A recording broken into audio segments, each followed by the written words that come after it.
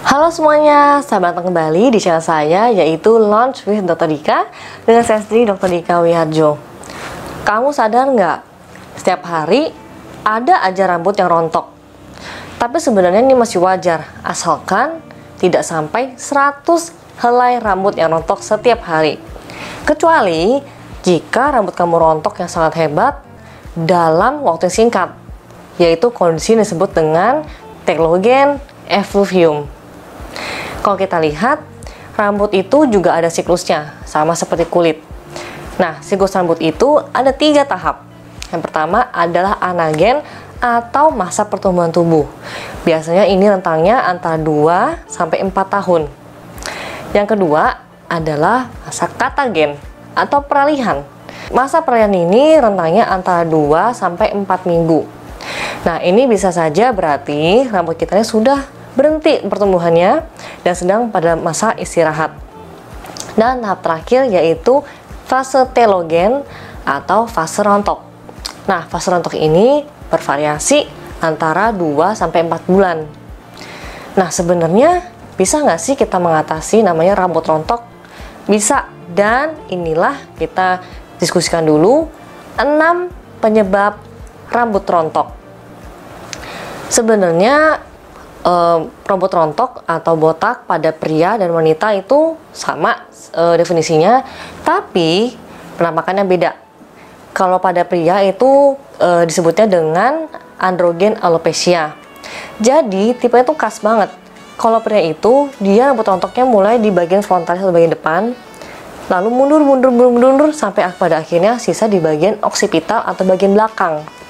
Jadi khas sekali. Nah, biasanya karena rambut yang bertahan ini di bagian oksipital, di daerah inilah dimana sering digunakan untuk transplantasi rambut. Beda dengan wanita. Kalau tadi pria itu mulai dari frontalis, mundur sampai ke oksipital, pada wanita ini lebih merata. Jadi awalnya itu dia akan mulai di apex atau di sekitar mahkota rambut ini, dan pelan-pelan dia akan menyebar. Jadi kalau pada wanita, dia akan tersisa di bagian depan, samping, sampai ke belakang. Beda dengan kalau pria, sisanya di oksipital. Nah, kalau gitu, apa saja penyebab dari rambut rontok yang sangat hebat? Kita singkat menjadi 6P. P yang pertama, psikologis.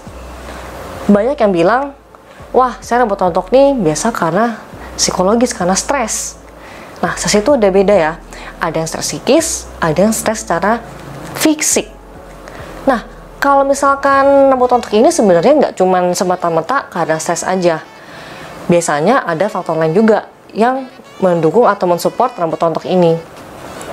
Dan pada biasanya, kalau misalkan secara psikologis ini, itu ada yang disebut dengan yang namanya alopecia areata, atau yang disebut biasanya awalnya tuh rambut pitak. Nah, biasanya ini memang disebabkan oleh berbagai kondisi yang sangat stres, dimana kamu tuh stres berat atau stres yang sangat stres banget pokoknya.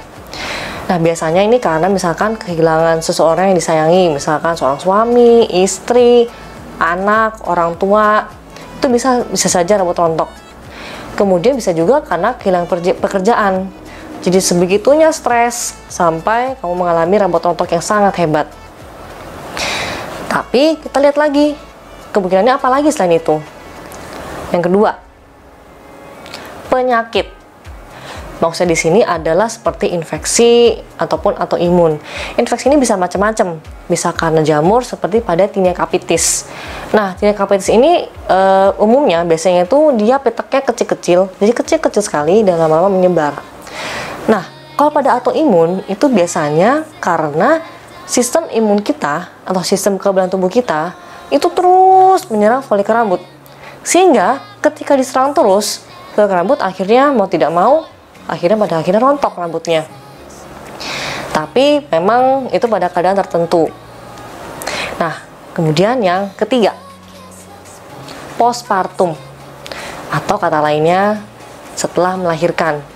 Jadi biasanya pada wanita yang sedang hamil itu terjadi lonjakan atau fluktuasi dari hormon-hormon mereka.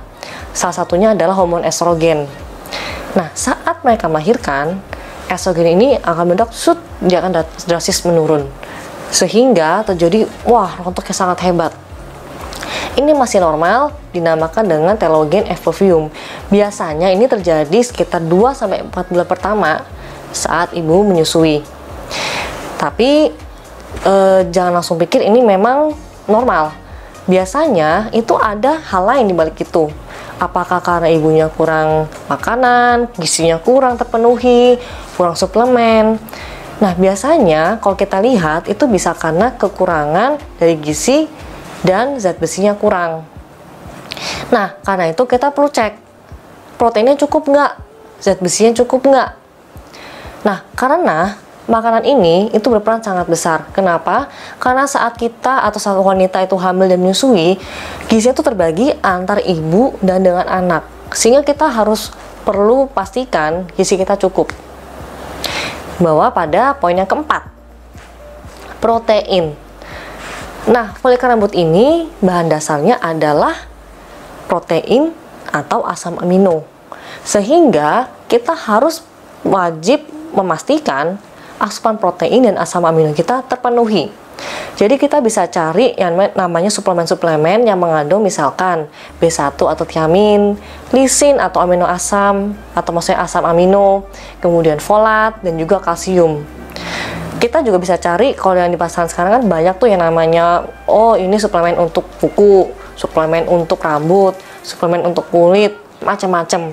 Kamu bisa pilih suplemen yang khusus rambut, itu boleh. Dan biasanya di sana itu cukup lengkap suplemennya.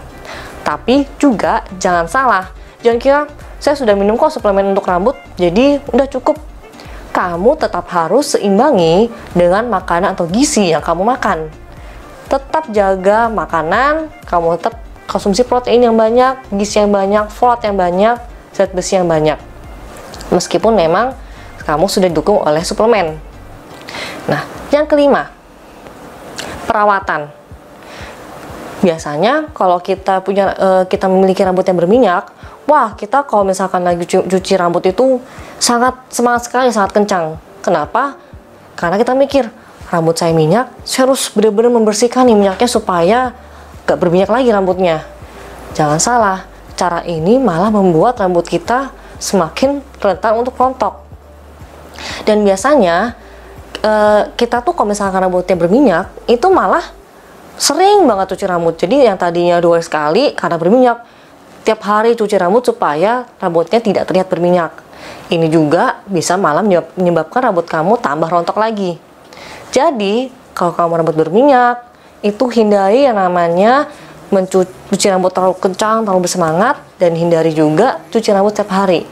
Cukup 2-3 kali cuci rambut, dan cara mencucinya pun harus tenang, kalem, jadi jangan bersemangat, supaya rambut kita tidak rontok. Yang keenam, pakaian. Yang dimaksud di sini adalah saat kita menggunakan hijab, kita menggunakan topi, atau saat kita menyasak rambut, yang namanya rambut kita ini, kepala kita ditutup oleh pakaian itu, entah ya hijab atau topi.